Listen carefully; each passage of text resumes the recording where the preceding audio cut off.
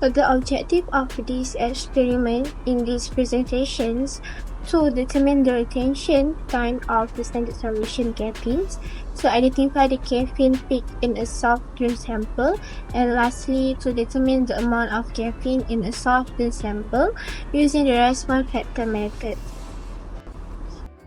Next, move to the introductions. What is Hplc? High Performance Liquid Chromatography (HPLC) is a form of column chromatography that pumps a sample mixture or analyte in a solvent known as a mobile phase at high temperature through a column with chromatographic packing material, stationary phase. Hplc is very versatile because of its ability to easily separate a wide variety of chemical mixture, which include non-volatile and thermally unstable compounds. We'll continue with B. Nur Aina Sumaya to discuss about HPLC methodology. Here are the flow where it will start with the sample being injected into the mobile phase and shall be delivered to the separating column with the help of solvent delivery pump and pass through the detector and gives the data acquisition with the form of chromatogram. As for mobile phase, it contains solvent that shall be delivered to the separation column with the help of the solvent delivery pump. Its common type of reservoir is a glass bottle with special caps.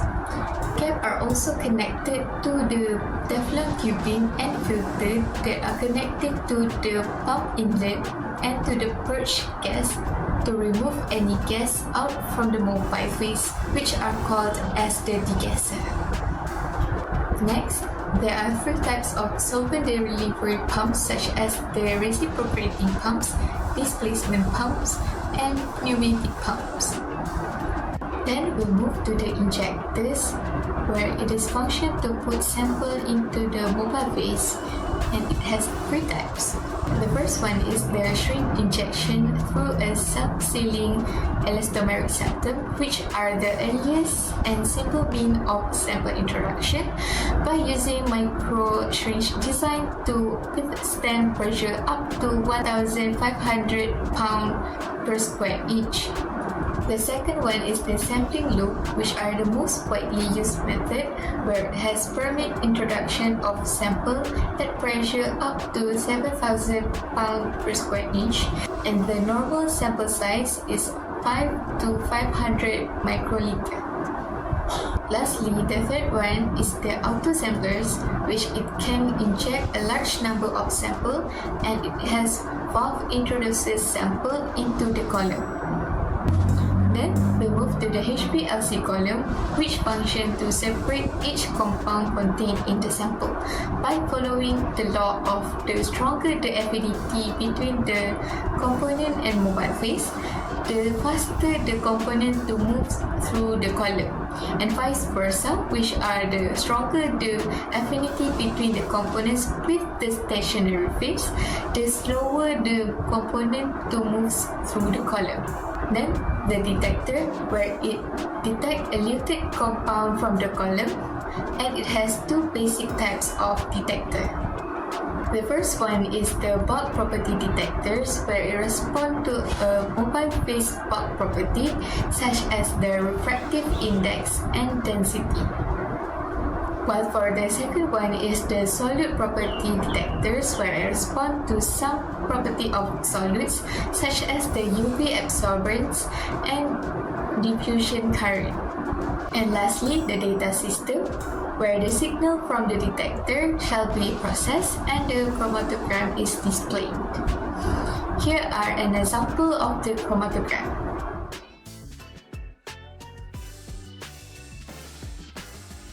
Figure 1 shows the result of caffeine in standard solution. Figure 2 shows the result of caffeine in Coke. Figure 3 shows the result of caffeine in Levita. Next, the data collection that we got is caffeine in standard solution, the retention time is 2.482 and the peak area is 629.48779.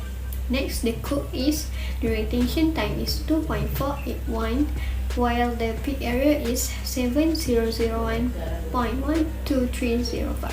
And the last one is the beta, which we got the retention time is 2.019 and the peak area is 3.48617.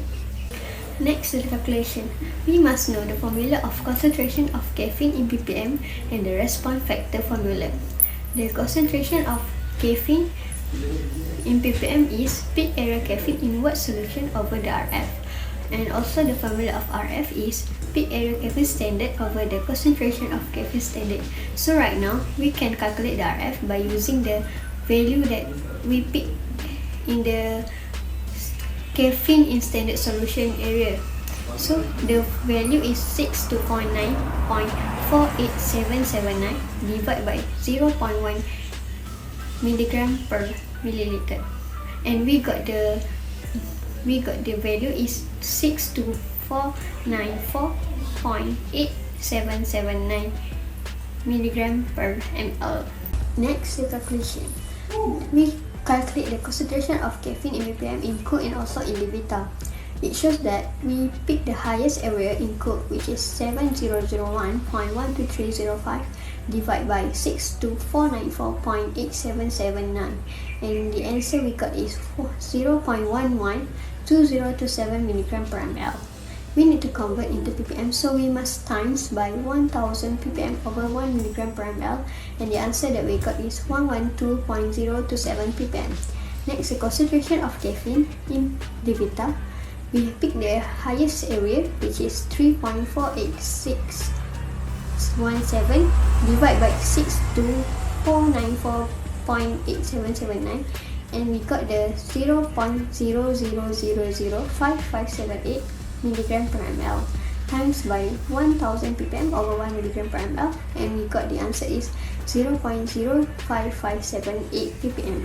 Now, we're jumping to discussion. From the result from high-performance liquid chromatography, we were able to determine the concentration of caffeine in each of the compounds in caffeine standard solution, Levita, and Coke. It shows that Hplc able to perform a step and detection and also quantification of each concentration in each compound. The retention time of caffeine standard solution is 2.482 minutes, which signify the minutes it takes for it to get through the column. Find the peak of caffeine in Coke and Levita. Caffeine standard solution peak were being used. The calculation was being made by dividing the peak of area with the peak of caffeine standard solution, which is 62,494.8779. Also the response factor of this formula. As the result, the concentration of caffeine compound were able to be determined, which is Levita contain 112.027 ppm, while Levita with the concentration of 0.05578 ppm. These results mean Coke possess the highest amount. At the end of the experiment, all of the objectives have been obtained. The retention time or TR of the caffeine standard solution were able to be determined, which is 2.482 minutes. We were also able to identify the peak area of Coke and Levita, which is 7001.1235 and 3.48617. Lastly, we were able to identify the concentration of caffeine compound in each of component from standard caffeine solution, Coke and Levita using the response factor method. Other instruments such as spectrophotometry able to be used as an alternative to determine the concentration of caffeine in each compound. Spectrophotometry is able to be used as an alternative because it's more cheaper than Hplc because it requires a lower initial equipment cost. That's all from us.